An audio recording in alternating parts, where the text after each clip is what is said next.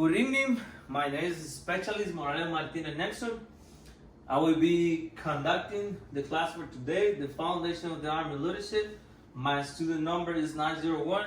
We are in the class 007-20 in the 9th platoon. Our risk assessment for right now, we have my living room right now, so we don't got too much dangerous things in here. So just if you want to go to the train, just go all the way down to the hallway. The first door on the right, that is going to be the train. So let's start real quick with this class. The introduction to the foundation of the Army, that is the first topic we're going to be talking about in here. After that, I'm going to pass it around the writing communication in here. I got some couple of papers passing through your battles and with some questioning there. I just want you answer whatever you know. That's all I want to know. But some of the questions we already got in the paper, we already discussed in the classes before. So I just want to know in your own words what it means for you. So verbal communication, I will be explaining all the slides we got in here. So I hope so you understand what I'm saying. If you don't understand, just feel free. Raise your hand and I will be repeating for you, or raise your hand and I will be with you. Non-verbal communication, I got one picture in here. You can see and I will be explaining step by step what means the picture in the slides. In conclusion, we're going to be summarizing all we already talking about the foundation of Army leadership. If you don't want to do your question during I'm doing it the class, just feel free, hold your question. We're doing all the question at the end. Just how doesn't matter which way you want to take it. You want to do what I was doing when I'm doing the presentation, or if you want to wait at the end, it's gonna be alright. A real quick introduction for the Army Foundation Leadership is going to be the leader of character and competence act and achieve excellence. We're going to see what basically is a toxic leader, and or another thing for a toxic leader can be how the Army wants the leaders, how the Army builds the leaders, or what you can do for be a best leader in the Army. So saying that, we can say how the Army define leadership. That's one of the important things of this presentation we supposed to know, because we're talking about the leadership. So we need to know how the Army define the leadership, what the Army wants about the leaders. So I will be explaining it a little bit more. So what are the three central leader competencies classes that help the leaders to grow at all levels of leadership? I don't know if this is one of the questions we already got in the paper. I already passed through to you guys. If you don't know the answer, I will be giving to you in a couple of minutes in here, and I will be explaining a little bit more what means the three central leaders competencies classes for have a better leaders. And at the end, we're going to have a little bit history about the foundation of the Army leadership, how the Army create the foundation, or how the Army create the definition of Army leadership. I will be showing up in a couple of minutes. So let's start with this presentation, explaining what the Army wants as you a leader and what you can do. So real quick in here, attributes. What are the Army leader is supposed to be have character. With that character, have Army values, empathy, and water ethos. And they need to have presence, military bearings, physically fit, composed, confidence, and resilience. All all of this we got already here. This is what the Army want you be. That's all. Additional to that, the Army wants you know you be mentally agility, sound judgment, have innovation, interpersonal tax, and domain knowledge. What the Army telling you, you can be more capacity, domain knowledge. How? More schools. The Army can provide schools. For example, you can be air soul, you can be airborne, you can be whatever you want to be. So the Army is giving to you all the tools to be a leader. But in this scenario, this is basically a toxic leader. We don't have right here the bad things of a toxic leader, but we just have a couple of things like we can see in our units. Like we can see some NCOs, they got character, but they got empathy, but they don't got Army values, they don't got honor, they don't got integrity, they don't care about the soldiers, they just want to be in their unit, doing what they need to do, and they go home and spend time with the Army. They spend time with the family. But the Army said you can be all the way. The leaders do. What the leaders do? They do lead orders. Extend influence beyond chain of command. Lead by example, and they communicate. You don't think that is a good definition to be a leader?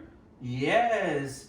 If you're a good leader, you can lead others. You cannot wait until you receive the instruction for simple things or simple tasks. So, additional to that, they create a positive environment and develops leaders. They can create, they can teach you how you can do the things, and when you get the time to get your rank, as of right now, when you get your time to be an NCO, they already teach you, they already show you how to do it, how the process works, and at the end, he can get the results because he's working with you every time when you need a task, when you have a mission, and when you have any type of work in the unit. So this is basically a toxic leader versus a good leader. Military leadership, we need to define military leadership, and we find the definition in the ADP 6-22. That is where we find the definition or leadership. So for those in here, they don't know what means ADP. That is a board question. If you pass through already the board, you already know basically the first time ask you what means ADP.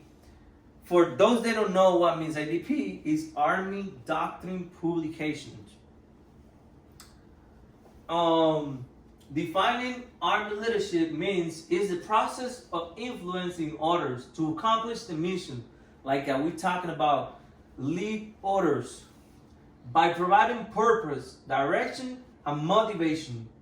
Command is the authority a person in the military service law for experience over subordinates by virtue of his rank and assignment or position.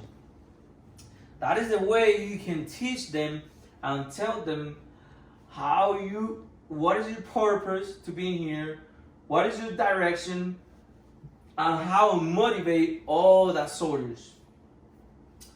There are 3 central leader competencies classes help leaders to grow up at all levels. The 3 things we were talking about before in our introduction, the leadership that is develop, achieve, and lead. Purpose, mission, and results. That means in basic stuff, develop, shift, and lead. The Army leadership requirement model includes impeccable character, study, application, preparation, and professional competence knowledge. It's just simple. How we can explain this? Like, are we doing it right now? We are doing what we're doing it right now. We are doing a class.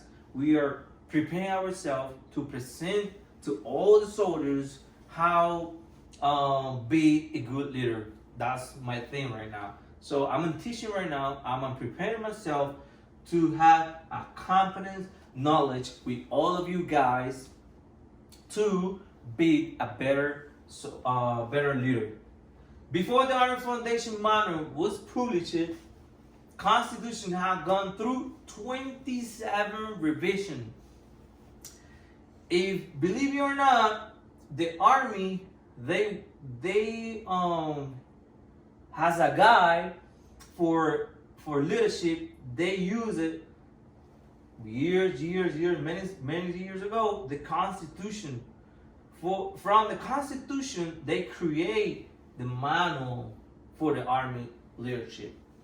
That's why they do the 27 revision for the ADP C-22. In conclusion, we make the definition for leadership right here. So we learned today what means how the Army defined the leadership. The 3 central leaders competencies classes. Somebody can tell me what means the 3 things? You nobody know? We can go back real quick. The 3 things was develop, achieve, and lead. That was the 3 things. The central leaders competencies classes. We got more in here. We got more than 3, but the Army emphasized in these 3. They got like a 7 through 10 central leader competencies classes, but the Army they going specific in these 3. The leader of characteristics and competence. We need to know where basically some ones are better than other ones, but doesn't mean you can do all the things for everybody. It's not like that. We need to share all the knowledge we already got, and we need to be a good soldiers between one of them. So in military leadership, ADP C-22. That is another thing we covered in here.